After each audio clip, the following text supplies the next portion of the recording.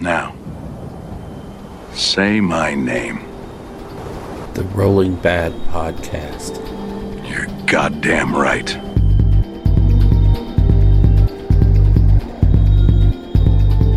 Welcome to the Rolling Bad Podcast, episode number 36, coming to you from the desolate wasteland of Albuquerque, New Mexico. We're recording on November 25th, and I'm your host, Elric Edge. With me are Bill Costello. And James Tapia. So tonight we're going to go over our usual topics, talk about what's coming out, what we've been up to. We got a First Blood results that these fine gentlemen want to go over, as well as an interview with Brian Orban, who is in charge of the narrative aspect of the Nova Open. Got quite a solid interview with him, discussing their hopes and dreams and all the things they have lined up for it. Yeah. It sounds pretty sounds pretty intense what they want to do over there. So so stay tuned for all that goodness. And let's do a show. Okay, let's do.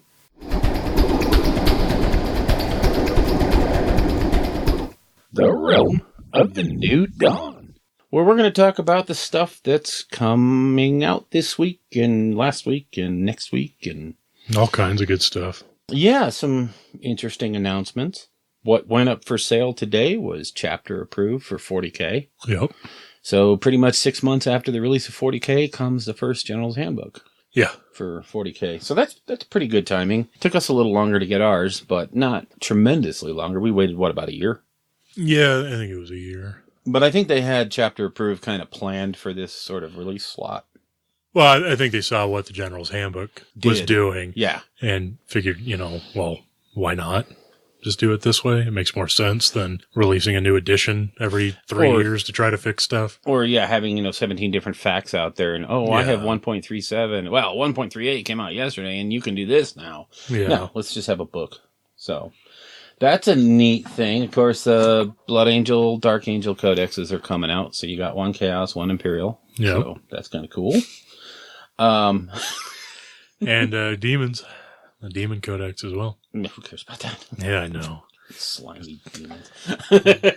Demons need all the help they can get, right? Yeah. If they were playable, it'd be one thing, but... Yeah. But in the AOS, of course, the big, 60-pound gorilla in the room as Necromunda came out. This came out yesterday, Friday. So. Yeah, and they announced today, was it today or last night, the new crew? Yeah, so the new Necromunda faction is called the Orlocks. Yeah. The video went up yesterday. Yeah. And I gotta say, I had no interest really in Necromunda. These guys, though, I don't know. Might be one of those where I buy the box, the faction, and if people want to throw down. Yeah. But I said the same thing about Blood Bowl and never did it. It's, there's so much out there nowadays. It's crazy. Yeah. We touched on it a little bit last time about, is there too much out there? God dang. Yeah. So, and I'm already trying to focus on my next AOS army and 40K orcs. So Yep. I think that will probably be what consumes all my time anyways. Yeah, you and me both. So the new Celestant model, what do you think? I have the same response to it as I've had. Yay, more. Well, I mean, it's amazing. It looks great. I love Stormcasts. They're a fantastic army, but do they really need it? Yeah, it's kind of like more Stormcast. Yeah, it's awesome. So whatever. I mean, it is cool. Yeah, I don't know. Yeah, it did nothing for me. It's wow, cool. Another model I'll never play. Yay. And then the big Christmas boxes. Now that's where we get to, there are some, if you're into that stuff, those are cracking deals. Yeah. I mean, just amazing deals. So you and I have each already ordered our orcs. Yep, for 40K. The Imperial Guard one, or Astra Militarum one, is really tasty. Really sweet. The Tau one is basically like the same box from last year, yeah, almost. And then the Zinch one for Age of Sigmar. That's pretty hot. Yeah, it's a pretty solid Arcanite box. Yep. Mm-hmm. Two of those and you got yourself an army. Yeah, definitely. And That's, I don't know. But it does kind of make you question that Zinch box. If you're going to play Zinch, you're going to have, 75 Skyfires. So, I mean, Yeah. are a lot of people playing Arcanite? I know when I was doing it, I was looking at trying to do an Arcanite list. Right. With mostly, not mortal, but, the Arcanite more stuff. foot-based with the priests, the acolytes, and Arcanites. Zangors. And Zangors are they're good unit. It's just, they get so overshadowed because there's other builds that are just better. But I think those can do some work, those Zangor units, especially when you get big units with lots and lots of those nasty swords. Yeah. You can do work with those. I don't know if it just hasn't really been explored or if I'm just too naive to. Well, it's just, it's another one of those things where, yeah, this is really good, but Skyfires. Yeah, but I mean, it's so Skyfire hard. Change Host? Yeah, exactly. It's like, well, and that's just it. Is why it doesn't matter how good take the a other chance. stuff is when you have these two options that are just so much better. It's kind of like where we were with the Stormcast when, that the wing thing was... Warrior Brotherhood? Warrior Brotherhood was Yeah. the thing. Yeah, you could do other builds, but why? This one just Exactly. wins. But yeah, there's the Battle Forces and the Age of Sigmar boxes. If those are what you're looking for and you want to get into, those Yep. things are great deals. Fantastic. My God, they're awesome. So I just... Kind of surprised there's not a Space Marine one. not even a little bit, no. That is interesting. I think this might be one of the first years where there's not some flavor of Marine. I think there's been such a glut, though, of Marine entry-level boxes for Marines that you would be pulling away your own sales of First Strike and, all the other different box sets if you did an army box for Space Marines. So, I think. I'm not the money guy at GW. Yeah. So, but yeah, I mean that's pretty much the highlights of all the new stuff. Of course, the new White Dwarf should hit the streets starting next week. Like I said, the new Codexes will be hitting. The Chapter Approve will hit. So good smattering of stuff, and of course they're gonna be really thumping out the Christmas stocking stuffers. Yeah. Yeah. I'm kind of excited for January. See what you... I want to see what the push is. It's going to be Yeah. neat. I don't know. The demons, I think. Because It'll be I demons, think they yeah. said Blood Angels and Dark Angels. Mm-hmm. And then demons will be right after Christmas. Yep. I don't think they quite met the 10 codexes by Christmas mark. I think they're going to miss it by one, but that's still pretty breakneck speed. Well, no, that's it. I'm quitting the hobby. 'Cause I know. You know what? Yeah. False You promises. told me 10. You gave me 9. Well, what the hell? What kind of company is this? Turning into the Electronic Arts of Yeah. tabletop gaming. Exactly. Oh, look, it's Madden 20. Yeah, whatever. So, yeah, no. I mean, it's I would hate to be on the GW staff when they were putting all this stuff into production. Obviously, now they're probably sitting back because all this stuff is done. But Yeah. when they were hitting that production schedule, can imagine the hours those guys were putting in. Should say I'm looking more towards what's next for AOS. Yeah. And hopefully January. Once the whole Christmas thing passes, I think hopefully we can get... I think January might still be 40K with the demon drops and all that stuff, but February could be the Nurgle drop we've all been hearing about. So, you don't want to see Nurgle? I do. Oh, hopefully it'll be like Blades of Corn. Yeah. Where like Nurgle gets a book next to somebody else Sure. getting like a new army, Yeah. something. Because I think the Nurgle wouldn't really need much other than just putting all their stuff into one convenient place. I'd love to see the elves come out. That would be kick No. butt. No more order. No more chaos. There's 2 other Grand Alliances. Which that- they're trying to kill off. So Shut up. they have said before, we are focused on order versus chaos Yeah. or Imperial versus chaos. That's what their focus is. Yeah. They're, you can look at General's Handbook and understand that they really don't want people playing Death or Destruction. So, So jaded. well, could I be maybe? Hey, look, here's your armies. By the way, they don't work anymore. Go away. But we have this awesome new Stormcast guy. You could build an army around him. He's pretty sweet. So, and we have a Christmas box you could buy. So, yeah, okay. I don't know. Am I dripping vitriol here? I'm kidding. Slowly turning into an IPA. You're so bitter. Yeah. No, actually, I'm just turning into vinegar. Yeah. But yeah, I think it's going to be a good year. I think this next year, Yeah. I think they'll start hitting that balance again between supporting AOS and both 40K, systems and, a month of one, a month of another, and then a month of box game or some support for something else. Yeah. So might be able to hit a more non-ludicrous release schedule. Yeah, but I mean, to be fair, 40K needed it. Oh, yeah. We had our year of releases. Yeah. I mean, straight year where 40K got next to nothing and AOS got everything. So you can't begrudge the other game systems for... Do you imagine, though, if they did something like that for the fantasy side ever, where they drop a new edition? Because for 8th edition, when that dropped, there was almost a year with nothing. Then we got a couple of books, and then another year with nothing. Yeah. AOS dropped, and we got like a year of solid drops. Almost nothing. No, we didn't get... Oh, well, yeah, that's true. I mean, we got, Seraphon, Fire Slayers, Stormcasts, and Khorne. Mm-hmm.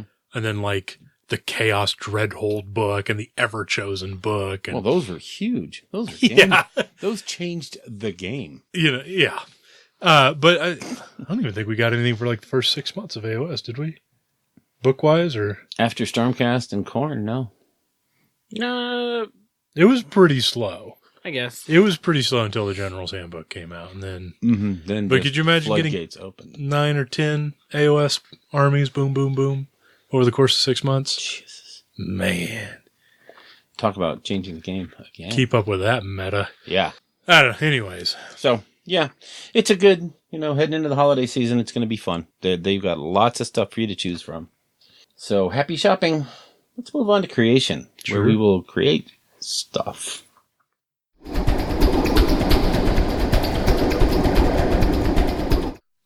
The realm of creation, where we're going to talk about what we've been up to in the hobby.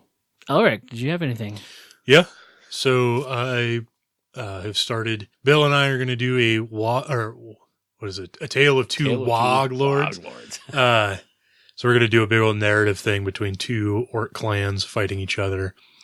And I got my Start Collecting box, which came, despite the holidays, came super fast. So I've been assembling that. I've got the boys, the Pain Boy, and the Knobs all assembled. The only thing left is the Death Dread, which I'm hesitating on whether or not I want to try to magnetize the weapons on it, or if I just want to say screw it and put a permanent weapon loadout on it, because that might justify me buying more. Buying Death another. Dreads. Because I love Death Dreads. Like, they're awesome. I wish they were a little cheaper maybe, but Yeah. I've always loved Death Dreads. So having, 3 or 9 isn't really gonna I'm good with either one. That much? Yeah, so I just got to put that guy together and then start painting. And I have been watching so many freaking painting tutorials on orcs to try to get my juices flowing for that. I'm pretty hyped about it. Kind of on the fence about pulling the trigger on a clan, because for the first time ever, it's going to matter. Yeah. Since we'll very likely get clan rules in the next Orc Codex. Yeah. So stratagems for clan. Exactly. So I've been kind of looking over the background for the different clans to see which one speaks to me. I don't know. Right now it's between Death Skulls and Bad Moons, but I'm not sure if I want to paint more yellow after painting Imperial Fists. So we'll see how that goes. Probably, I think I'm leaning towards Death Skulls. They're very cool. Yeah. The blue body paint and the luck blue is a lucky color. You betcha. Stuff. So we'll see. I like it. But that's all I've been up to. Building orcs. James? Oh, I had some First Blood prep. Ryan was going to play my Stormcasts. Painted some Aether Wings and Vanguard Raptors. Yeah. Well, now you have those painted. Yeah.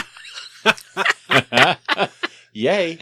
In case you ever want to, not play Zinch. So did that, and then last night we had a painting night. Yeah. Just Chugging away on some Chaos Chariots. Nice. Do you think maybe that was Ryan's ulterior motive, was to get you to paint Stormcasts instead of more Zinch? Maybe. I'll just tell him that I need these models. No? I haven't painted Zinch since Slobberknocker. I was going to say. Well, your Warriors of Chaos are Zinch too. Whatever. It's all mark of cheese. No, Zinch. Mark of cheese. That's about it. And I think Jules finished most of his Stormcast. He's still painting away on some stuff, but looking pretty good. Nice. Bill?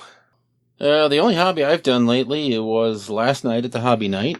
I built 2 sets of Prometheum pipes, a set of thermic plasma regulators, some of the Rise of Ruin, STC Rise of Ruins, got all those built, got the pipes base coated, did a bunch of stuff. Bunch of 40K terrain that orcs are gonna... Yeah, that orcs are gonna be tearing up. Yeah. I did a video on washes not too long ago, and I'm going to be doing a video on washes shortly. And, yeah, just doing lots of terrain and stuff. I don't know why I've been on a terrain binge lately. Probably because I can't really settle on what I'm going to do army-wise. So, because I've been playing my BCR, but they're already done. Right. So. Do you have it? But you still have some stuff for that army that could be added, right? Yeah. I ordered an Icewind Assault box like 6 months ago when I first got the army because I wanted the Yetis out of it. Oh, yeah. And then I got an email from the guy and said, no, I don't have it anymore, so I'll give you store credit. So I, bought something else with that money and, got all my stuff. And then yesterday, out of the blue, they drop off a package and there's an Icewind Assault box in it. And I'm like, what is this? So, I have my Yetis now, but I also have like 16 Stonehorns and 47. Anybody needs Beast Claw Raiders, talk to me. I'll hook you up. Jeez. Yeah. Yeah. Well, right on. But yeah, got a little stuff. Got some stuff built. Got some stuff worked on. Did Shadespire minis too. Yay. Cool. So is that it for creation? I think so. Sweet.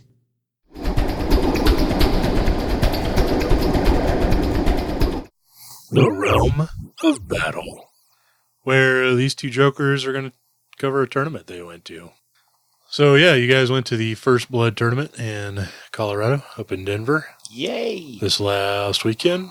Some of you played a couple games, and then ran. Like a little girl. And then some other people played all their games. Yeah. And did well. So, and then you guys want to go over it? You want to talk about your lists briefly, and then... Well, I'll go over mine first because it's the most nondescript and easy way to go. Okay. I brought my Beast Claws, so I brought my 3 biggies. The Stone, the Frostlord and Stonehorn, and then a Huskard on a Thunder Tusk and a Frostlord on a... Huskard on a Stonehorn. Yep, sorry. And 8 of the Mournfangs, a pack of 4 and 2 packs of 2, and some doggies to hold objectives. Yeah. And my first game was against a young lady out there who was playing Seraphon. Samanda? No, she was playing Sylvaneth. Seraphon. I'm sorry, Sylvaneth. Yeah, Samanda was They playing look almost Sylvaneth. the same. Yeah. But the scenario we were playing was, I forget the one with 2 objectives. Game 1, please. Knife to the heart. Knife to the heart. So, yeah, with the Seraphon setup and getting all those woods out, she basically blocked me out of her deployment zone and then proceeded to beat me on kill points. So, because it turns out that a Lariel on a Beetle can actually hurt a Stonehorn. And I don't mean just hurt him. He put him down. Pretty much put him down, yeah, like a dog. Or a mammoth or something, I don't know. But, right. Yeah, she did. She put him down hard. So, yeah, that was we didn't get that many turns into that game.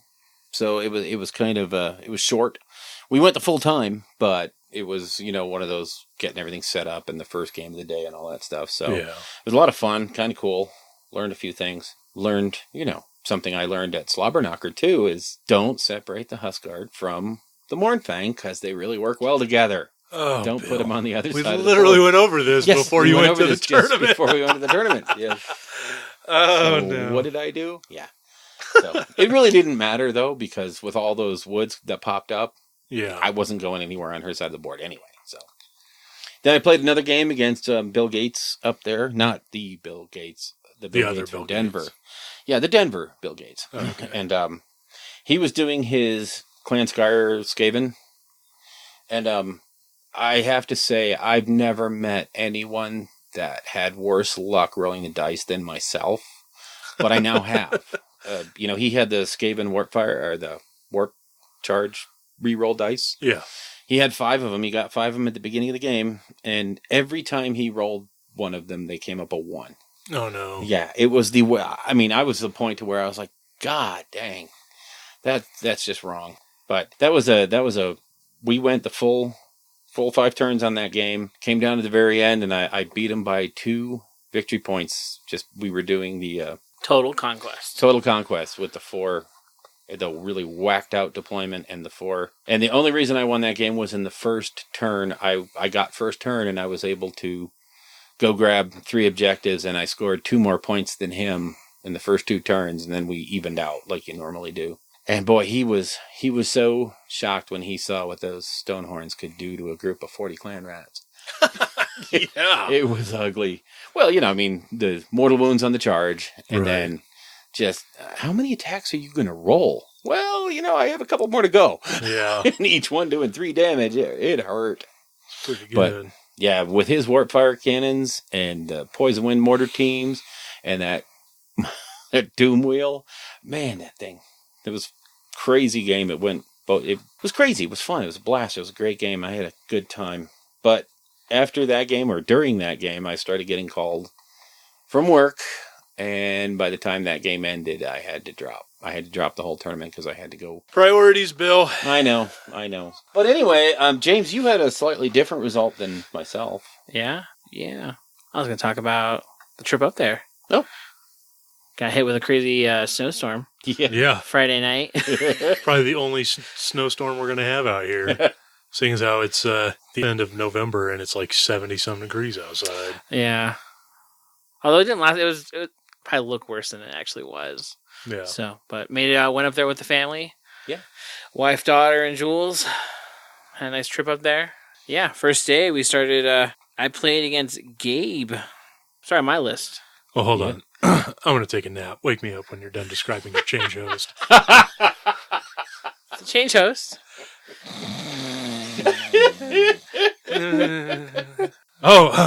Sorry. I was having this beautiful dream of balanced and fun Age of Sigmar. What were you talking about? Go on. The three units of pinks, 5 brimstones, or 5 units of brimstones. Oh, I thought you actually brought 5 brimstone models. You can do that. You could under You strength could units. play under strength units. Yep, You 9. give your do opponents a chance. them all 9. Very fluffy. There you go. It's all Zinch. God. All Zinch all the time. There you go. Just saying. And then with the Lord of Change, of course, 9 Skyfires. As you do. Yep, Gaunt Summoner, Shaman, and 100 points in summoning. Oh, I wonder what that was for. Well, it was for Herald, right? Oh, Yeah, right. yeah, yeah, Herald. yeah. Right? So everything is 120. Oh. Well, then, so you wasted you 100 played points. 100 points down. And you didn't take the triumph. That's noble. Yeah. Wow. Yeah. Wow. What a way to challenge yourself. No, that 100 points is for a bell one. Oh, all right. Well, Are those good? I've heard they were good. I don't know. I don't think so. Well, in my first game, he just got I was actually playing Phoenix Temple. Oh, yeah. That's right. Gabe from up there. He had bought Your all old- my old high elf stuff, so I was playing against my old models. 3 units of Phoenix Guard, 2 Frosties, a Flamespire, a high elf mage on a dragon for allies, and a lore master. How big were the Phoenix units? Or were the Phoenix Guard units? I want to say like 20 models, something like that. That is not bad. I mean, as far as like a list goes, I think that sounds pretty tasty. No, and actually everyone was figuring with all my Mortal Wound stuff, like it should have been a pretty good matchup for him because he gets saves against all my Mortal Wounds. Right. He'd get So But he just doesn't quite have enough bodies on the table, I would imagine. no, his dice were actually pretty bad in the first. Oh, I think okay. he couldn't. He cast tried summoning a couple spell. Tried casting Balewind every single time. 3. Oh, 3. man. And he did cast it once. Yeah. And you turned it off. And then I just rolled a destiny dice for like a 5 with my chicken and made an 11. He does this just to torture us. I know. Oh, I love it. Yeah. So, yeah, he never got his Balewind up. Yeah. His Flamespire Phoenix flew over my Gaunt Summoner on the Balewind and 6 mortal wounds. Cool. Just took him off. Nice. Yeah. Deleted. But Not that you needed him for anything by that point. But yeah, so that one ended by turn 4 because that was Knife to the Heart. yeah. And my Skyfires just made the way up the board. Wound up killing all his Phoenix Guard on his objective. I had mine. I tied up his birds with Brimstones. That was pretty much it. Ended up, he killed, I had 1380 to 240. I think it was the Gaunt Summoner and what cost 120 points to my army? Harold. Yeah. Harold.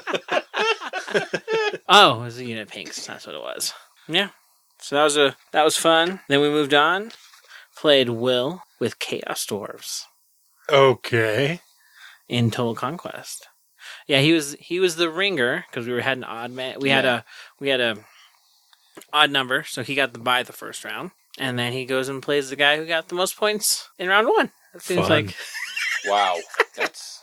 Hey, you're the ringer. Go play. Oh, man, that hurts. Oh.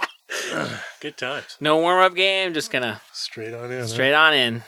Yep, not gonna spit on it or nothing. So who didn't like him? Yep. So we were playing Total Conquest in that one. Actually, I went first in that game. Okay. I was very scared of his magma cannons and rocket battery that could target my Target your chicken. my Shove the chicken, changeos my down. Gaunt Summoner, Yeah. my Shaman. So went first in that one. I think I took off a magma cannon or two. Oh no, I took off the rocket battery and a magma cannon. The next turn I took off another magma cannon, an Iron Demon. And by that time the Gaunt Summoner was on his Balewind, just Nuking whole units. nuking whole units. And we called it by turn 3 because by that time, I think by turn 3 I had killed most of his army. I think he had like an Iron Demon and a smattering of characters by the end of that. Cool. Yeah, I know. Third game was against Greg with Death and Duality of Death. Okay. Yep. This means he gets like an extra 1,000 points to his army because it's. No, actually, he was running an interesting formation I hadn't seen before. He was playing the one that lets your whole army move forward like D6 inches in the hero phase. Death rattle. It was a Death Rattle Okay, formation. Yeah. So he had like a bunch of Blood Knights, some Skeleton Warriors, Arcan, a Necromancer, and he was summoning in some Morghast Okay. with a cheeky, and the guys that roll 3d6 and charge that much. Oh, okay. Yeah, the archive. Arcan, yeah. So he actually set it before me because I think his whole army was like 2 drops. Oh, yeah, the formation and then summoning. he's in the- Yeah. Yep. Or no, Yeah. it was 3 drops. It was the whole formation, Arcan, and then the Necromancer. Oh, yeah. Okay, yeah. And he kind of just, his whole army got kind of, by the time he was unrolling, I think he was already like halfway up the board by the end of his turn 1. Okay. Sad Arcan and the Necromancer on the objectives. And when you're that close to all my stuff in 18 inches, you kind of just more wound off. And then my little Shaman just ran up and sounded the objective for 2 turns, and that was game. So that was, I like how a little behind the scenes. Anytime we talk about narrative, James kind of like his eyes gloss over and he pulls out his phone or naps or whatever. And right now, as James is talking about hyper competitive play, Bill is on his phone. His eyes glazed over. It's true. So that's the 2 ends of the spectrum there, people. Ay. Oh, I was replying to someone that... Sure, Bill. Sure. Okay. so that was day 1. Okay. Then we went out for a nice dinner with the whole group of us Oh, cool. Right to that same restaurant, that brewery, Rockaway Brewery or something like that. That's right. Yeah. Okay, I remember it now. Had a good dinner, good time. Then we started, I knew I was against Stormcasts Yeah. against Matt Mayo. Matt Mayo. He's one of the guys who runs tournaments down there in Denver. Cool guy. Yeah. He was playing Stormcasts. He had no formations. It was just Wow. Just dudes, huh? Just dudes. I think a big unit Liberators, 3 units Adjudicators, Okay. Vanguard Raptors, Okay. 2 Chocobos, some Aether Wings, and then he had a Relictor, Celestin on foot, a Celestant, and then 2 units of 5 Retributors. Interesting. Was the Celestin on foot his warlord? Mm-hmm. To give the Adjudicators +1 to hit? Well, the +1 to hit only works in combat. Oh, does it? Okay. Interesting. I think he's used to like dropping in, getting +1 to the Retributors. Okay. Oh, so they explode on 5s? They explode on 5s, but with it being Zinch, Cells didn't make it past turn 1. Okay. All right. Or I think it may have been turn 2. So I let him go first on that one. He deployed. I was actually surprised with the way he deployed. I thought he would be dropping in his whole army for my line. Oh, to put pressure on you right To away. put pressure on me right away. Yeah. And that's the way I deployed everything. Because this was Battle for the Past. So this is the long edges of the board. Yeah. And so I deployed all my stuff. I deployed my brimstones on the line. And then deployed everything in my army as far back from that point as I could. Okay. Yeah. Or more than 15 inches from my brimstones. That way his Judicators couldn't shoot anything. Yeah, and he Behind. can't deep strike anything in that gap because Yep. But he just kind of set up in his deployment zone. Yeah, it was kind of... I explained to him afterwards, like, that's what I was expecting, so I think maybe next time he might do that. But yeah, fair enough. And then let him go first. He killed some brimstones. He got ahead up on objectives at that point, because he was up, at the end of turn 1, he was up to 5-3. Okay. But then I got the double turn on him. Oops. And 9 Skyfires went into the Liberators, and just, I think I rolled 3 for each of their disc attacks. Okay. Wow. And in case anyone doesn't know, you just roll 1 dice, and that's how many disc attacks they all get. Yeah. At hitting on 4s, wounding on 3s, rend 1, D3 damage. Rerolling everything, of course, because Because why not? why not? And when you don't have a reroll, you just have spare dice. Yeah. So. Nice and appropriately costed at 200 points. So that one was actually pretty close. Up until turn 3, he was actually ahead. It was 17-10 at that point. Oh, well. But around that turn 3, turn 4 mark is where I had pretty much taken off all his toys. And he was down to a Relictor and then the 2 Chocobos. And then by that point, I was scoring... You mean 2 units or 2 Two Aquilors? 2 Aqua... Oh, 2, okay. what are they? Paladors? 2 Paladors. Okay. Paladors. 2 units of Paladors. No, just 1 unit. 1 unit of 2. 1 unit of 2. I thought they came in 3s. They probably did. I killed 1. That's All what right, it was. Just for clarification. So by that point, he didn't have much of his army left.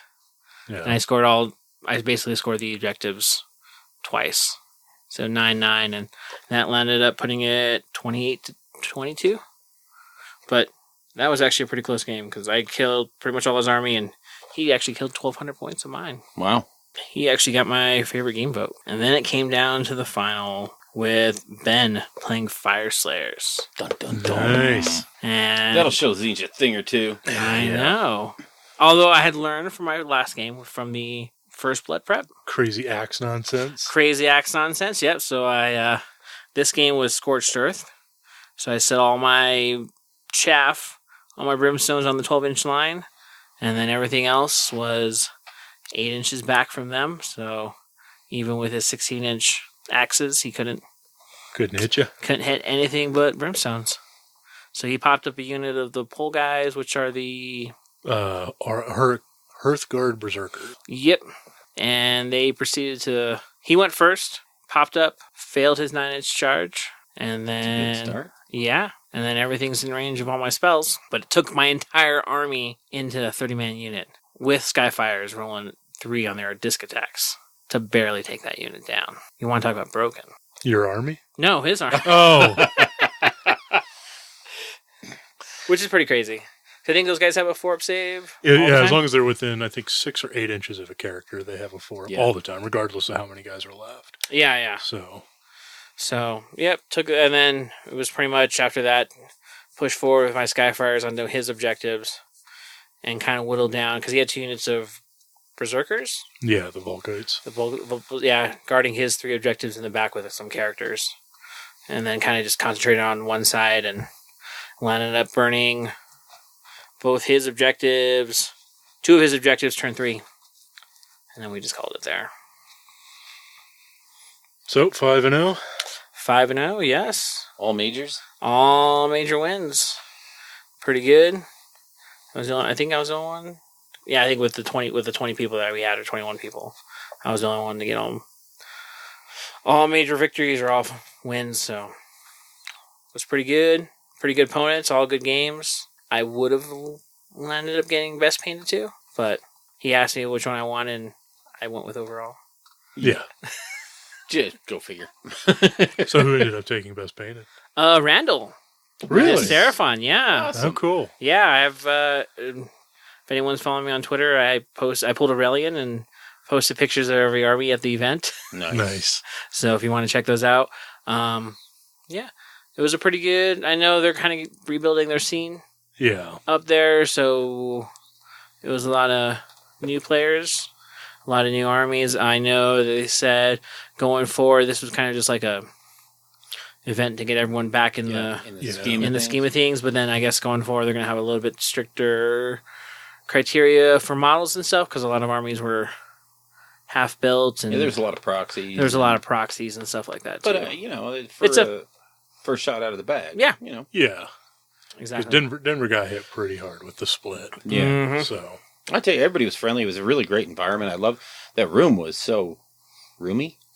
I mean, yeah, you had a lot of people playing, but you weren't climbing all over each other to get moving around. So it was the same place that we went. It was the same. Yes, except we weren't in a barn this time. Oh, okay. It was a building. It was an actual building, but same. Kirk Hall. Yeah, Okay. same place.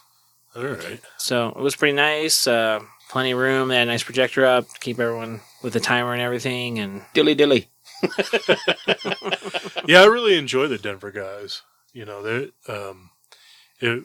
We had a pretty good thing going in 8th. They had a lot of events going on up there that were pretty respectable in size. You know, we did a pretty massive team tournament, like ETC style team tournament up there. And they said they're gonna consider bringing that back. Awesome. With 3 or 4 man teams. So, yeah, we did 5. I think we did 5, but we had a bigger scene back then. Yeah. So they said start off with 3 or 4. That's something they might be interested in. And I think this was the first event for King of the Mountain qualifier. Oh, they're doing that again too. Yep. Oh. So everyone that won one of the awards qualifies, has an invite. So the awards were best overall, best painted, best general, best sports, and then tactician, because they did play with their own scheme cards like they used to have. Yeah. Oh, okay, yeah. And those were pretty interesting. Those were like finish the game with a battle line unit in your opponent's deployment zone, or don't lose any of your battle lines. Yeah. If your battle line, or so did they do the different difficulties again? No, so they just gave us 5 cards. 5 cards, and you got to pick each. Bill, you got to pick. Well, that was unclear to So you were trying to do all of them? No, he just randomly picked. We thought it was because it said you drew 1 card from your deck. Okay. So on my first game, we just turned them upside down and drew 1 randomly. Oh, And, okay. Yeah, which I was very surprised because that was the one where I think everyone should have used get 1 battle line unit into your opponent's deployment zone, because that's what you're kind of trying to do. Oh, knife to the heart. Yeah. So, but we drew it randomly. So they had an interesting system where you could play it face up, and you get 4 points. Okay. If you play it face down, you get 3, and if you play it face up and you don't get it, your opponent gets an extra point. So very similar to how we did the team tournament, but without the varying difficulties of decks. Okay, exactly. Cool. So it was very cool. It added some, and they weren't kind of like, I think so. We had have all your battle line alive, a battle line in the deployment zone, kill all the characters. Yeah. Ooh, interesting. The other one was. Anyways, okay. Well, so it was pretty cool. And then I think they're going to do. It's kind of like our own version of the ITC, because they're also going to do top faction. Ooh. Who does all the tournaments around here will also get invites. Okay. So that way, if you're not winning, but at least you have a chance to play for Khorne Bloodbound or Chaos Dwarves or whatever. So if you're in the Denver, Iron Jaws, BCR baby. Hey, there you go. That's a very shallow pool. Very. Yeah. So if you're in the old mountain region, that's something to keep in mind. Okay. I think we're gonna talk with them, try to get Rolling Bad Rumble on that list of qualifying tournaments. Yeah. Cool. So I think this year around this time is when they'll have King of the Mountain. So this was the start off to the season. Nice. Awesome. So yeah, and I think they're looking to do 3-4 GTs up there a year. Yeah. So should be good. If you're kind of in the area, might want to consider the drive out. Yeah. Oh, and Denver's an easy city to fly to, too. Yeah, sure is. Well, right on. I'm glad you guys got up there and represented Rolling Bet. Mm-hmm. Yeah, it was fun. It's good people up there. Oh yeah, by the way, this AOS Battle Journal. Best thing ever. Super handy. Didn't have to use. Normally, I usually have like 2 dice out there to track the turns, whose turn it is, whatever. Oh, yeah. Points. This and everything. one, points and stuff. You just keep it all in the You book. keep it all in the book. You can kind of mark. Towards the end, I started marking who was taking the top of the turn. That way, you can kind of look back at that later. Yeah. Who was getting double turns, who wasn't getting double turns, stuff like that. Writing down notes. So very, very handy. It is. I think they're really quite cool. All right, let's move on to lore.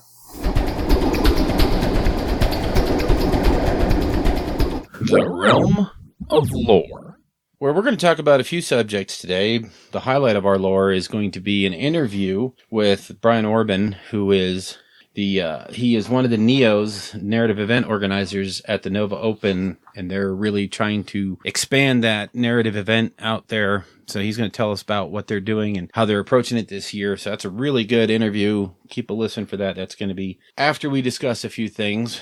And on tap for lore, what we have written down, we're going to talk about what we were thankful for because, well, it was just Thanksgiving in America a couple of days ago. What we're thankful for in Thanksgiving AOS. in the world. Okay, sure. Yeah, 'cause we're the moral leaders. Yeah. We're also going to discuss a couple of other topics that were brought up recently, one of which is using mysterious terrain in your games.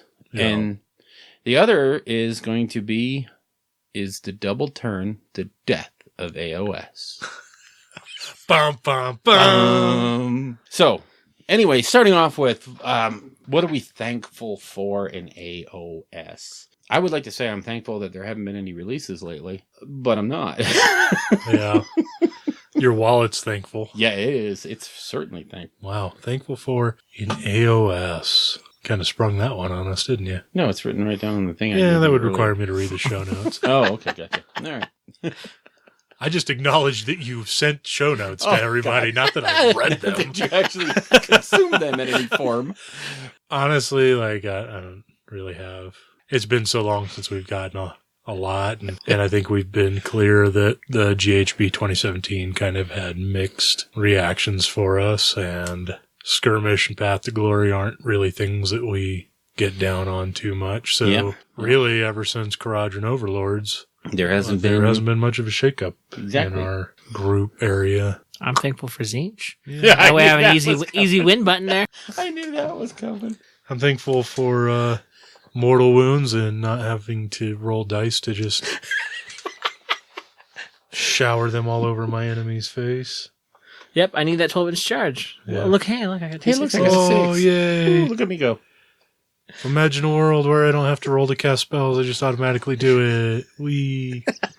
Here's a quick question. Little side bit. Do you think they should bring back miscasts in Age of Sigmar? They have them in 40K, and the mechanic is exactly the same in 40K now as it is for casting spells in Age of Sigmar. Yeah. And on every roll of a double 1 or a double 6, Yeah, you are. you get a Perils of the War. So, they really should, I think. Yeah, I mean, why not let every wizard be a weird knob shaman? Huh? Everybody gets to taste that. Yeah, it would be. I mean, not on every single doubles, but Except for my Yeah, Zinch guys where whatever. they just reroll ones when they fail to cast. yeah, but a double 6. Double 6, I guess. I think any roll, it really should be any natural roll of double 1 or double 6 should have some sort of payload attached to it, no matter what you do with it. Yeah, matter how I you think so modify too. it. Because magic is really strong. It's a great way to pump out mortal wounds at a range. Sure. And And right now, there's no downside right, other than you might miss the roll, but there's nothing. Although you kind of have to plan ahead too, whereas in 40K, you get your movement phase and then your psychic phase. Yeah. In Age of Sigmar, it happens in your hero phase. You have to find Right. a plan to turn ahead and not get double turned. But the ranges in AOS are greater for that stuff than they are. Because a lot of 18? stuff in 40K is like a 6-inch bubble or a 12-inch on a psychic power, stuff like that. Whereas there's... Well, all the damage spells in 40K are all 18 inches. Okay, yeah, but still the buffs and stuff like that are pretty short range. I don't know. It seems like, especially with things like the Bale 1 Vortex, I can just put a dude somewhat in the middle of my deployment zone and just hit anywhere on the table with crazy mortal wounds, and there's no penalty. So if a wizard who was going to summon a Bale 1 Vortex and then cast spells, that's 2 chances on the first turn that he might blow up, hurt himself. So there's a little bit of a penalty or something that you would have to take into account when doing that, rather than just being like, I'm putting a guy here that you can't do anything about, who's just going to constantly. Yeah, I mean, I don't think it matters either way, but I would add it. I would put it back in. Yeah, some kind of feedback, some sort of arcane mechanic. feedback. Yeah, mechanic. But anyways, that was just like something I've kind of been mulling over like the last week or two. I watched on Mini Wargaming, they did a 6th edition battle report. The High Elf guy, like every spell he cast was he miscast. He miscast. Oh, no. And in 6th edition, the spells weren't miscast table wasn't like in 8th edition where half your army gets sucked into the warp every time you roll a die. But they were still real, like their wizards get blown down and can't do anything for a turn and all this stuff like that. And just, it's weird that none of that is in Age of Sigmar to any extent whatsoever, other than, like a Moon Clan shaman can choke on a mushroom, or a weird knob shaman can blow himself up nonstop. Sure. But other than that, what were we talking about before what we were thankful for. Oh, thankful AOS. For. Yeah. We were pretty much reaching the conclusion that not much, really. Yeah. And it's not a slam on anything. It's just that there's not much been out. Yeah. That have, I know we all agree the General's Handbook was kind of a miss. Well, it just wasn't enough. I think it was a half chub. Yeah. Instead of now, if you open that up to thankful for what Games Workshop has done, jeez, that's yeah.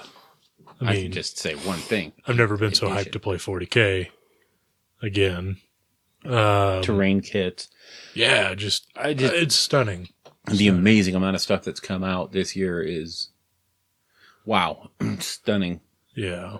And quite literally, it's like it was last year for AOS, where, every month was something new. Yeah. So, it's just, we're in that little doldrum period that the 40K guys went through. So, all right, well. But I will say the one thing, I did put this down for a real reason, and one of the things that I want to say I am thankful for is the AOS community as a whole, because there are some amazing people out there doing amazing things in Europe, in England, in America. Everywhere you go, someone is putting together some event, someone is putting together something that is pretty damned amazing. And more often than not, they're doing it for other people to enjoy. It's not just, hey, this is my table in my, basement.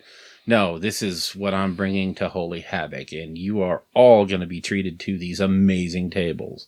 Or, like what Nova Open is going to do with their narrative event.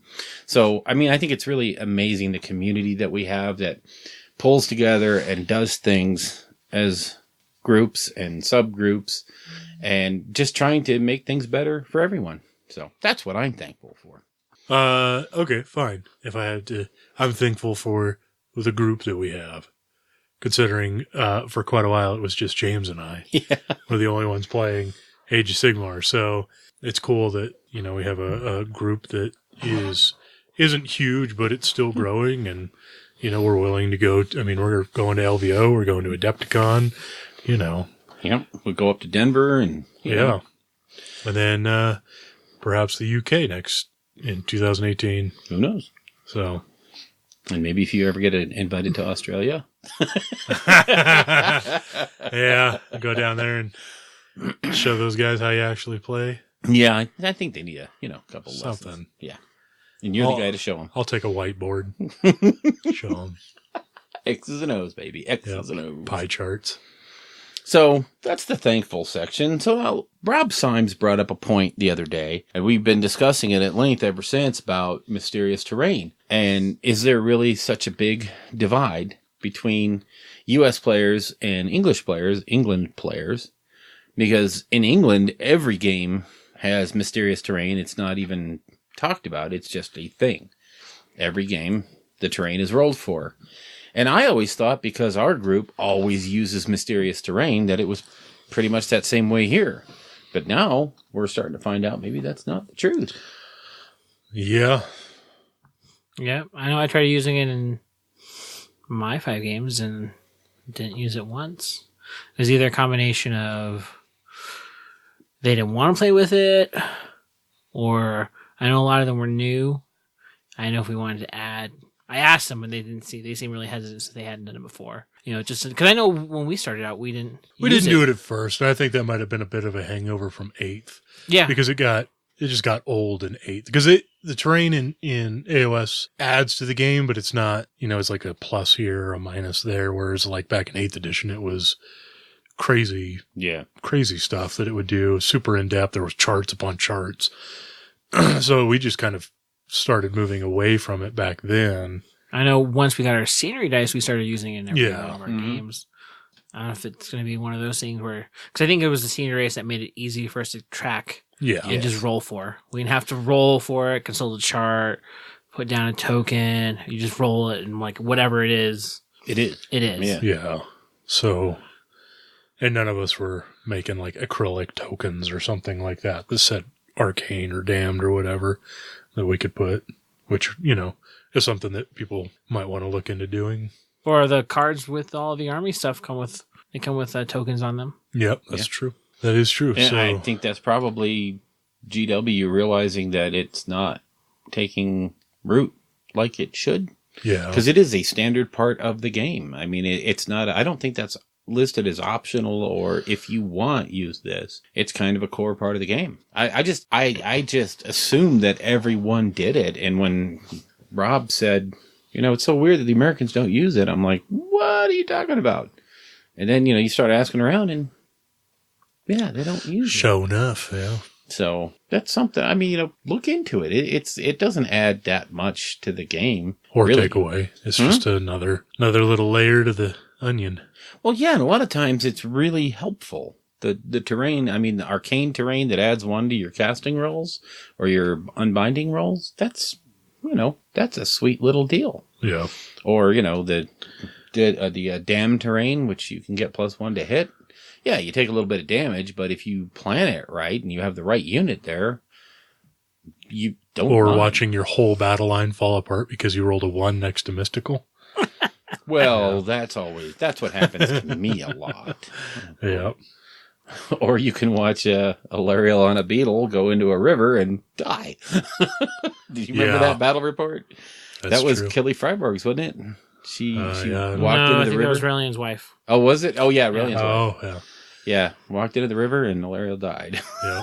Beetle too. Had that happen to me as Slobberknocker. Oh, man. Tried to fly the that's cabbage. right. You went into the volcano. He died. Rolled a 1. So, I mean, it does. It adds a flavor to it that's Bitter. interesting. Bitter and hateful. Sometimes. I mean, yeah, no. Maybe that's why we don't use it. All right, and then what else we want to yak about? Did we want to talk about the double turn again? Yeah, let's dive into it. So I was listening to Canhammer, and they were discussing how they feel like the double turn is kind of taking away from AOS. Like that, it's still one of those contentious things that people argue about. But Chris brought up a great point that there are ways to negate the double turn. So if you want, you could go second. And then if you win the roll off, you still just choose your opponent to go first. Right. That way it's always you go, I go, you go, I go. So Yeah, you because they'll never get a double turn until you do. yeah, exactly. So you don't have to deal with it. I think what it boils down to is people don't do that because they secretly want the double turn. So I wonder how much of it is, I love the double turn when I get it, and I hate it when the double turn happens to me. Well, I still say that from a personal standpoint, I love that mechanic.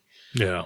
From stepping back and looking at the game as a whole and its acceptance around all the different circles of gaming, I think it's that sticking point that, you know, the Ninth Age whiners and the Kings of War wonkers point to and say, this is what's wrong with your game. It's a kiddie game because, you know, you rolled it, you go first now. And, you know, you just want to walk up and set their face on fire. But it's true. It gives them something to say that the game is inherently flawed because you can't predict your turns. You can't plan your turns. Right. Well, and like I was ranting about earlier, and I'll clean it up now. Please. Is, you know... Basically, the guy, you know, those guys that are playing like Ninth Age and stuff like that. Losers.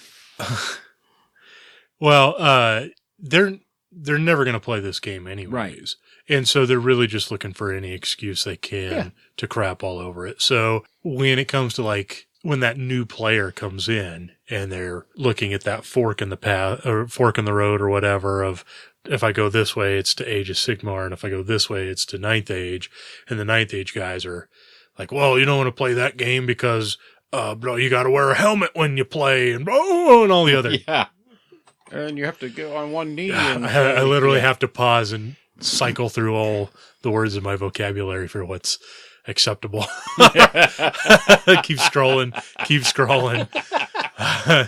Those individuals. That person who chooses to go to Ninth Age is going to be in for a real treat when they find out it's a game that is like on the verge of dying. Well, it's at dead. This point. Yeah, I mean, dead. it might as well be. I mean, there's still going to be people playing it because they hate, you know. Especially when they're like, so the game we play, you're still going to buy all the same models that the other guys are playing, but you're going to play it with like me and two of my other friends. Yeah. Instead of this huge group of guys that are playing. While we play, all we're going to do is clown on those other guys. Because, you know, they don't have a I go, you go mechanic. You roll, and that's dumb.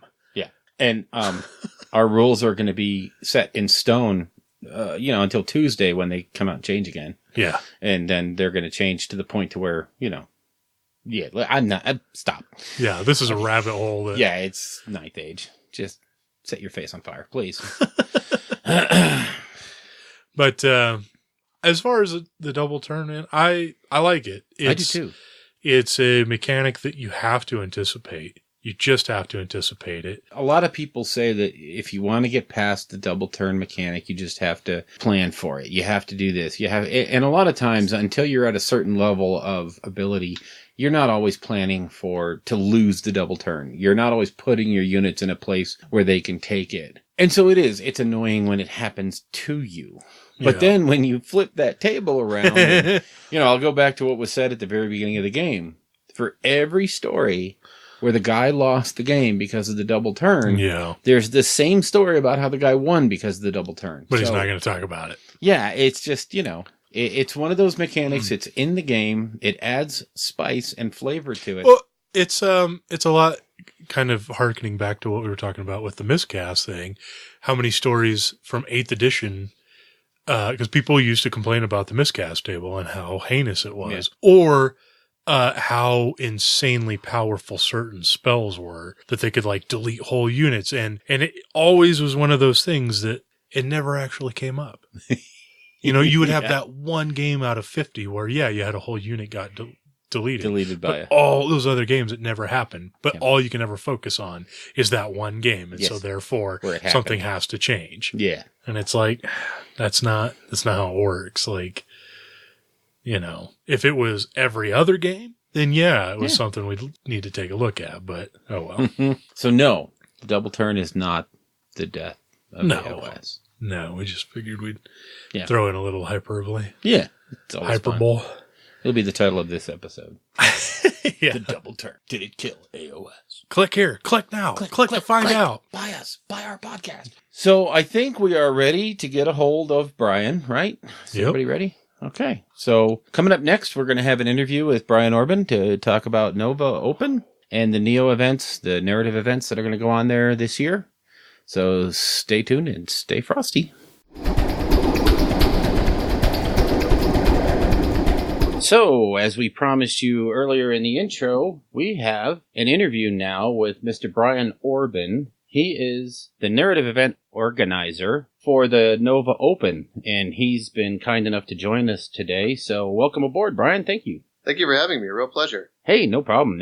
I've been looking forward to this for a couple of weeks since Aaron put us together. You're going to be the Neo event organizer out there at Nova. What exactly are you going to be? What are you going to be doing? Yeah, so I should say that I'm going to be part of a team of Neos, of event organizers, for the narrative event for Nova 2018, which by the way is quite a while from now. We always hold it Labor Day weekend, so we're talking about the end of August 2018. We are a crew that formed during cleanup of the narrative at 17, and we started. We hit the ground running, and we realized that if we were going to bring the plans to fruition that were swimming around in our minds, that we needed to get organized immediately and to get things rolling. So we're turning on our online communities in advance of Nova registration, which itself is months in advance of the event, to get everyone brought up to speed as to what we're doing, and so that we can have a really successful North American East Coast, I should say, narrative event. We're preparing for the third year of the AOS narrative event at Nova. We have this tradition at Nova where Games Workshop always publishes the General's Handbook right before we go on.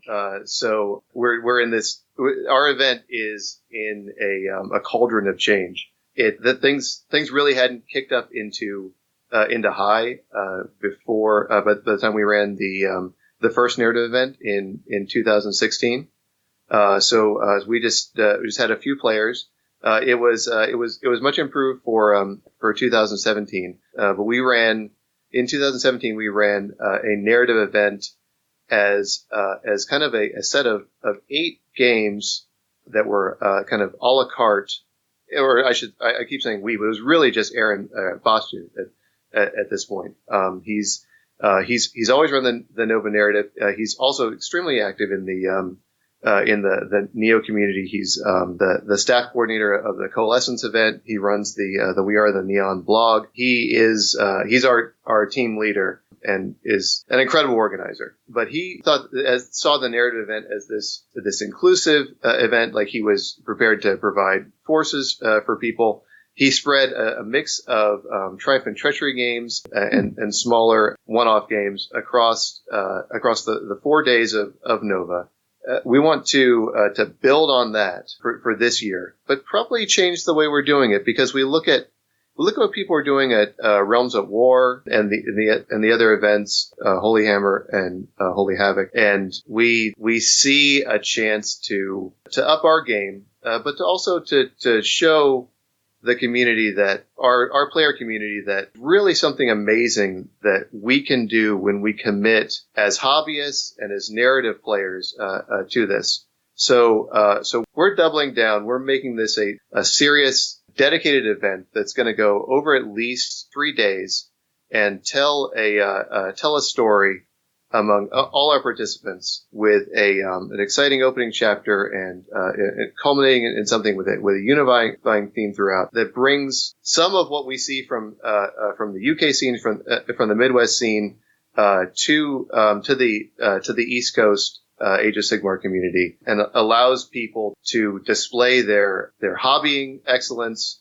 and their storytelling excellence at one of the country's premier gaming events. So we've got grand plans, but we've got another 8 months to pull this off, and we think it's going to be really exciting. Well, it sounds like what you're getting ready to do between you and Aaron and the rest of the team sounds like you got a leg up on it already if you started right after Nova ended. Who else is involved with it other than you and Aaron? Yeah, so I've gone over Aaron. We've got Matt Tucker on our team. He joined right after Nova 17, just like I did.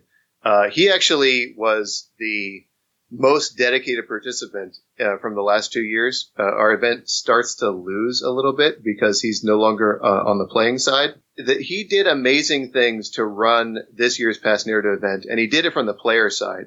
And it's really instructive as to the philosophy we have for narrative events. Like, we get it from Matt's actions. This past year, he had enough ideas of how he wanted his army to play through the games. He could bounce that off of the organizers, and they were always responsive to his ideas, such that we ended up in a completely different place than anything that was planned. That's how we wanted to do narrative. That's what we want to give everyone the license to change anything that they see fit. Matt took an ogre army to the games last time, and ended up with the highest score, but then just decided that his army didn't care about controlling the area, that they would just ransack the treasury and take to the high seas and give the honors of winning the tournament to the next highest player. Except that in our narrative, they were now the ruler of a smoking bankrupt wreck city. Oh, great! That's the story they were building off of, and so we've now got that storytelling acumen as part of our organizers. The rest of the crew. Sean McAfee, Brush for Hire on Twitter. He is our hobby czar, by far the best painter in our group. Brush for Hire? That guy owes me money. Oh, no, I'm kidding. We have him as painting special project. Like we have some ideas about the forces and the warbands we were going to bring, and so he's painting up examples of that. He's also producing a 3D map that we're going to build about the general structure of a Triumph and Treachery campaign, but we're going to do like the Peachy example from Warhammer TV and make a 3D map complete with the more AOS elements of our map, like a god beast that's floating around all the time. Oh, nice! So he's doing that. We've got Matt Hayward. He's looking into rules design right now. His special focus is on the kind of hero war scrolls, like the warlords and everything else that people that a lot of narrative events have been using, where you have a war scroll that can kind of be independent of any individual army that might pick from different classes that gets advancements over time. A lot of that general model has been followed in a lot of narrative events. We're trying to use every lesson learned that's available to us. And he's looking at that aspect right now and finding the best way for these custom war scrolls to be manifest in our event. We have Ben Marshall on our team. He's on the narrative side. He is developing our story and finding the best way that we can produce a story that's our own for our event, but that doesn't crowd out the story that individuals are going to bring. That's really key, right? Because if we do too much storytelling on our own, we start to detract from the room that players actually have. And Ben is also our liaison with the Nova board. He's coordinating with the organizers of Nova to make sure that I think of it as making sure that our event is handled, but he's thinking of it as to make sure the constant stream of volunteers that Nova needs to operate is handled. His role in the narrative event it should also be there. Trevor Aleo is also helping with the story, and I should say that and Trevor and I are all from the same gaming club with Stephen Duell, frequent guest of the show. Yeah. Oh, yeah. As an aside, we're all writing up Stephen as our Warhammer hero. Nice. Like you guys have all talked to him about the Kids Hammer side. One thing that he will never talk about is he puts every skill he has at organizing kids into organizing adults. Like he's also doing everything he does for Kids Hammer with our local group of kind of before Ben and I took over the AOS side. But he's really been amazing to work with. Stephen is helping with the narrative just a little bit to help us get organized, but he's also spending a lot of his time on both Kids Hammer and for the AOS GT this year. Finally, my contribution is along with general organization. I'm digging into our Ships of Renown project for this year. The Nova narrative has had a organizing theme in the past. We've called it Ships of Renown. We've always had at least 2 games set on sailing ships on a water map, either in the docks or in the high seas, and use that as our kind of unique ground for that aspect of narrative gameplay that's kind of ephemeral. Like when people talk about like what makes narrative play, what everyone thinks of, but what they don't end up voicing is that the boards are weird. The boards do things that you can't do if you're designing for the fairness of competitive play. Right. So like part of what we've always done is put things on the water and have lots of ships for people to jump around. So it's my project over this year to build. We've always had like kind of conventional AOS ships, and we've made some like ironclads, because if you're modeling an ironclad, it's really easy. You just like take a flat board and put a tower in the middle and you're done. But I'm trying to get AOS ships. I'm going back to the Man of War designs and the Dreadfleet designs and trying to do them in 28 millimeter scale. Nice. Yeah, Dreadfleet has some pretty inspired ships. Oh, yeah. The thing is, like, when I was a kid looking at Man of War, I did not think that it made sense in the Warhammer universe. Right? Because, do you guys remember that stuff? Like the orc ship that had a big hammer? It was the Orc Hulk, and it's like a big wooden barge that has a tower in the front, and it's got a hammer. Yeah. And it just would apparently just roll up to people and smash them with a hammer. That sounds cool, but in the 90s when Man of War was coming out, you would look at the rest of Fantasy Battle and it didn't really make sense. But no one that's listening to this can think about everything that is Age of Sigmar and not think, we're here. It fits perfect now. Yeah. The Dark Elf ships for Man of War were like a castle strapped on the back of a sea serpent. Yeah. And we all just kind of looked at that and said, well, okay, I'm sure the mortar would never get wet. I'm sure this would continue to work. Sure. But all those designs are incredible. Yeah, now they actually they're fit so in the AOS. Yeah. I mean, you have whole cities built on the backs of gigantic worms. Yeah. Stuff like that. And so that's what I've been working on since I got back from this year's Nova is a 28 millimeter model of the Heldenhammer from Dreadfleet. And if you haven't seen that, it's like a gigantic conventional galleon. Yeah. Except they weaponize the figurehead, so it's got this giant brass statue of Sigmar on the front of it, holding Galmaraz that's on a hinge and it's got chains behind it. So they just ram ships and then smash them with a hammer. It's an amazing design. So I'm working on it now. It is 28 inches long. Oh, Jesus. It is. I'm still building the cathedral part of it. But we're bringing 4 big AOS ships to Nova. Nice. One for every Grand Alliance, and we're just going to they'll be part of our set piece battles. They'll be these things will be big enough. 2 or 3 players can fit their stuff on them. They're going to be really good set pieces. They're I would like to think that what we're doing is somewhat in the range of what the Realms at War guys did with their Realm Beast this year. Yeah. Oh, yeah. And I should say that I'm kind of if we're able to pull it off, I'm shooting myself in the foot by not leaving us as a surprise like they did.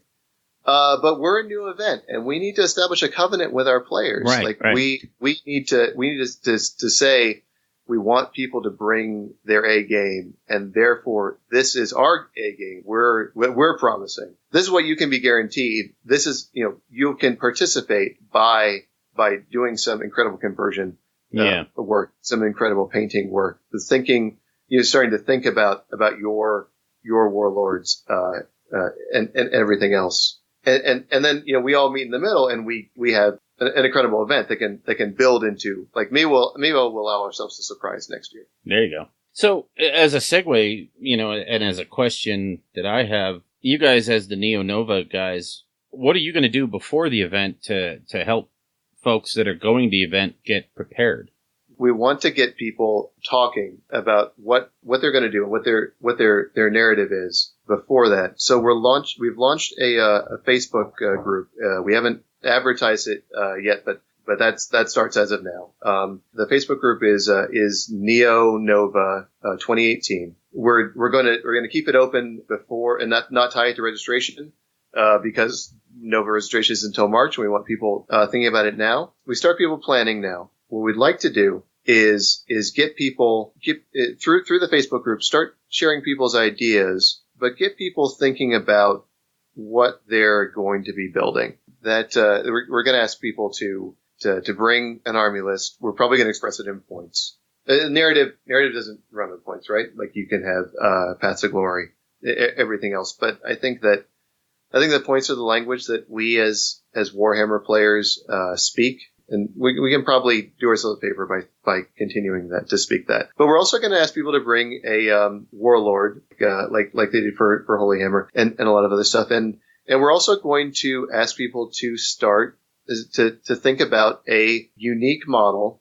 that's going to be expressed in terms of an airship. The idea is that we allow everyone to play Karajan Overlords for in some shade of that for the event, and like it does, like every particular faction would have their way of expressing what it doesn't say an airship, but the idea of like flying transportation would be, right? For a lot of factions, it's going to be some weird beast with a howdah. It's going to be apparently, if you see the AOS fiction, just nobody uses boats. Everything's airship. Yeah. I was listening to the Hammerhall novella that Josh Reynolds put out. Mm-hmm. He sent a good deal about like everything does airships, just Karajan Overlords does it really well. Everyone else just uses like hot air balloons that are somewhat magical. But we want to give everyone that unique modeling opportunity, and we'll it'll have its own war scroll, and it'll start with a profile that will be built over time. That'll be our mechanics. They're going to be built in a lot of different ways, and we'll have scenarios that are built around that. We're thinking about a race that has some minor combat elements in it. We want to get people participating in an online community and exchanging these ideas about what they're going to build, and exchanging ideas about what their individual stories are, and maybe, definitely interfacing with us and interfacing with each other.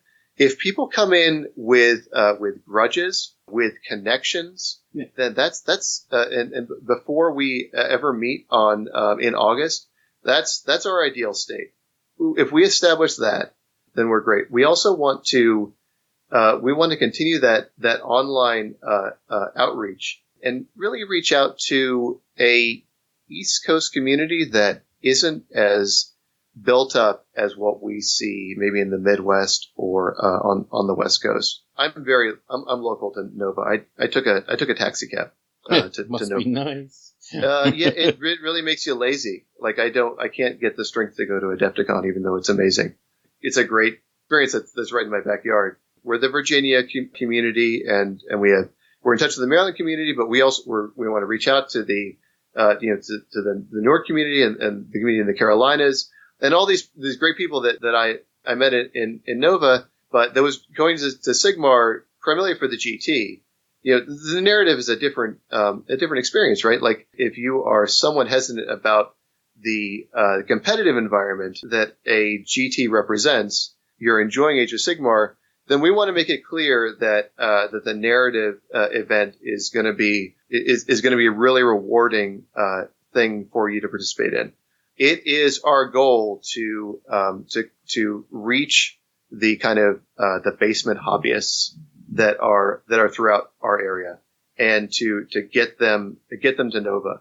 The people that are doing some amazing work that doesn't make it beyond their local gaming store.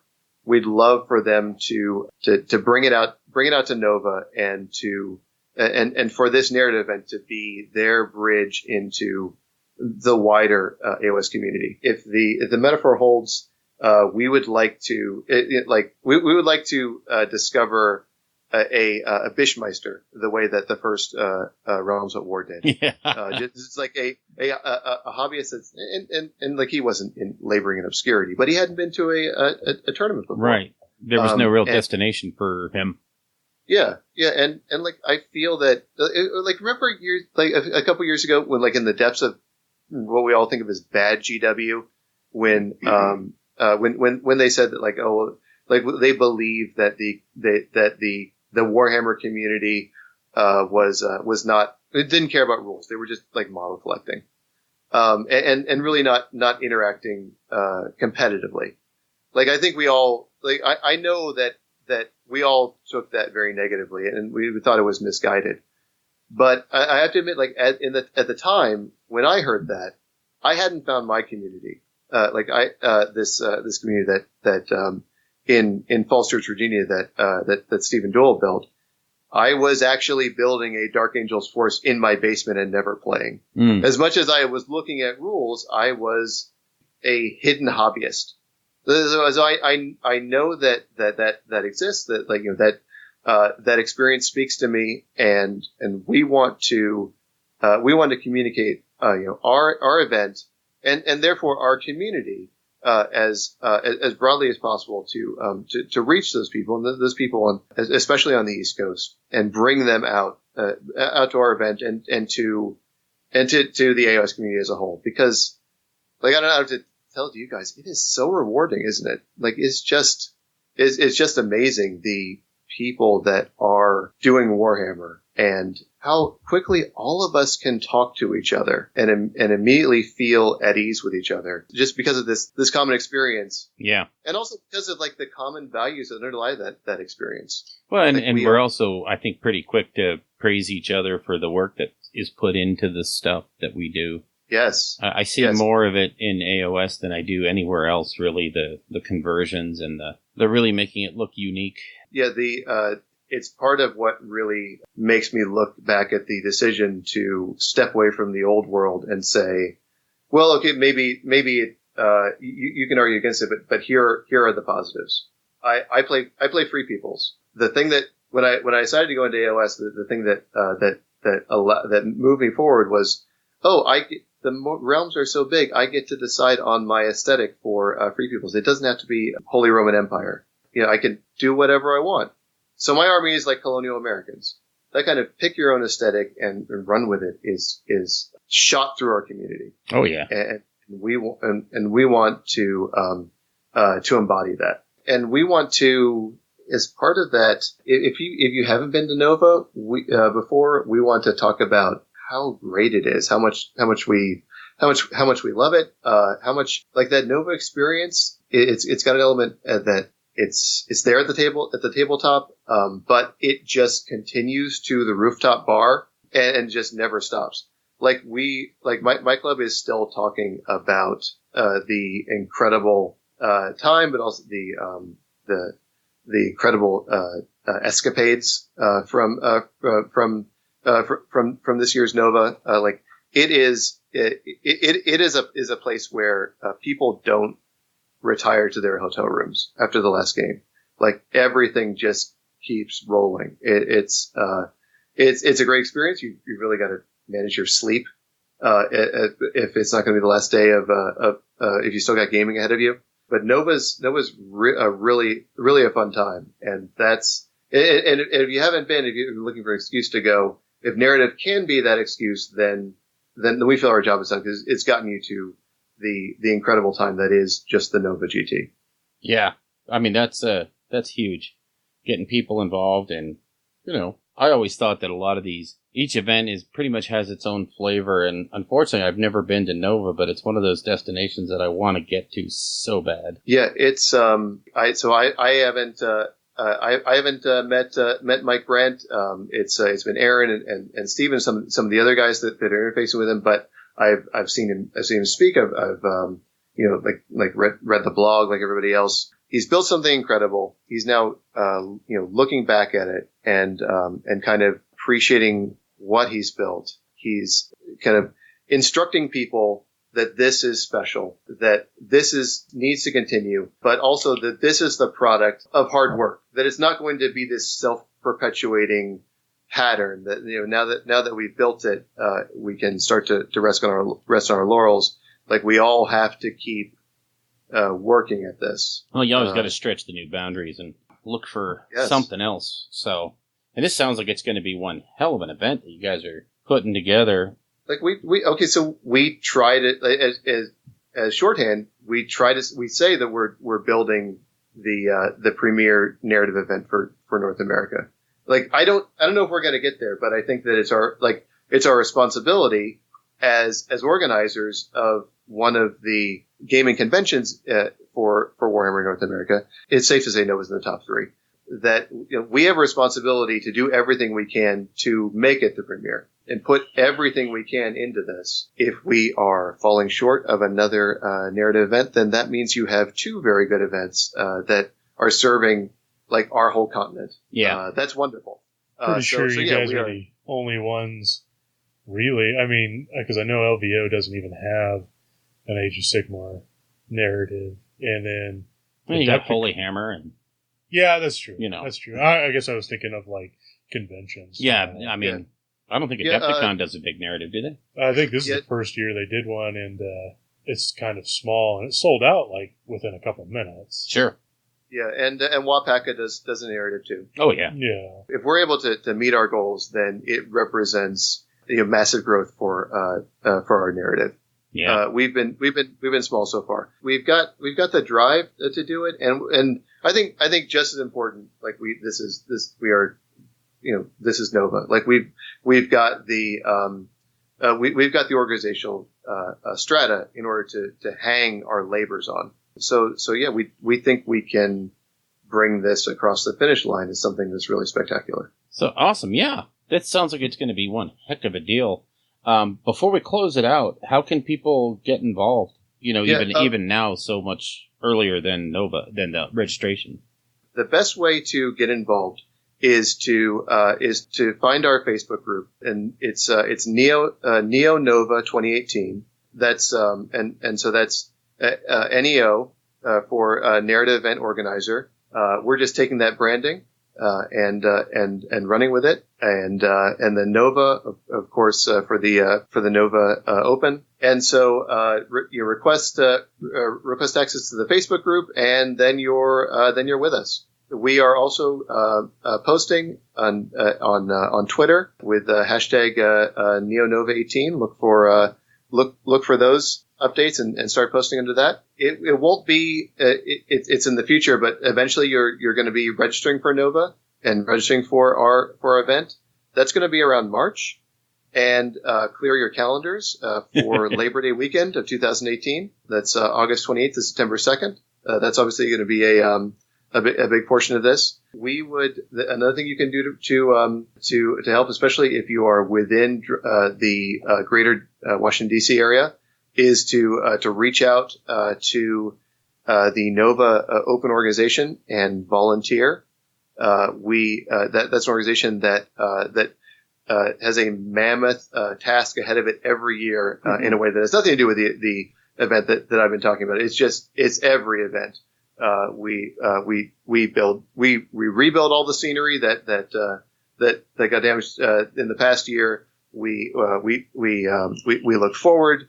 We try to handle the expected growth. I'd urge anyone to get involved with the Nova community, because it's so rewarding. It's such a great group of people. Also, take a look at the We Are the Neon blog. That's wearetheneon.blogspot.com. We are going to be pushing a lot of updates through there, and right now there's a lot to read there, both on Coalescence and interviews with different Neos. And on Realms of War, I just wrote something this week on the construction of the Realm Beasts that based on pictures that the Steve Foote was able to share. That's Aaron Bastian's blog, and he and a few other of us maintain it. We're going to be pushing information up to that, and then you can follow us on Twitter. I am Borb Hobby, BORB Hobby, and Aaron Bastian is Matter Bastian, MADDR BOSTIAN, and Ed will obsessively put everything we do up there. Nice. Awesome. Well, thanks, Brian. I really appreciate you giving us the overview so far out from the event, and I'm reasonably sure that we're going to have you on a few more times before we even get close to Nova, so that you can give us updates and keep us apprised of what's going on. Yeah, and keep hyping it too. Yep. So that's the portion of this that we all need to work on. Like, I'd really love to go down and build my ships in my hobby cave, but we've constantly got to keep hyping. Yeah. Oh yeah. Or else this doesn't happen. Get the word out. Yep. Can I say It's such a thrill to talk to you guys. I've listened to every show. You guys do an amazing a job of covering the hobby with a succinctness and wit that I don't see otherwise. I'm over the moon to talk to you guys. Oh, well, thank you. Hopefully you're not one of the people we talk about that takes gaming advice from us, how to play an army or anything. But, well, like it's all part of a dialogue, right? There you Yeah. go. That's what we say now. Yeah. Awesome. Well, I will put up all the information and all the links that you gave us in the show notes. And really appreciate you giving us your time on this. Thank you very much. Appreciate it. Yeah, right back at you. Much obliged. If you would like to get a hold of us, you can reach us at our email address, which is rollingbadpodcast@gmail.com. You can also visit our website at rollingbad.com. We have a Twitter account for the podcast, which is at rolling_bad. We also have a Facebook page. You can just search for Rolling Bad on Facebook. We each have an individual Twitter account. You can reach me at Elric Edge. You can get me at Bill Castello, Castello. And I'm at Tersoth. You can also see our work, mostly James, at our Instagram page, Rolling Bad, all one word.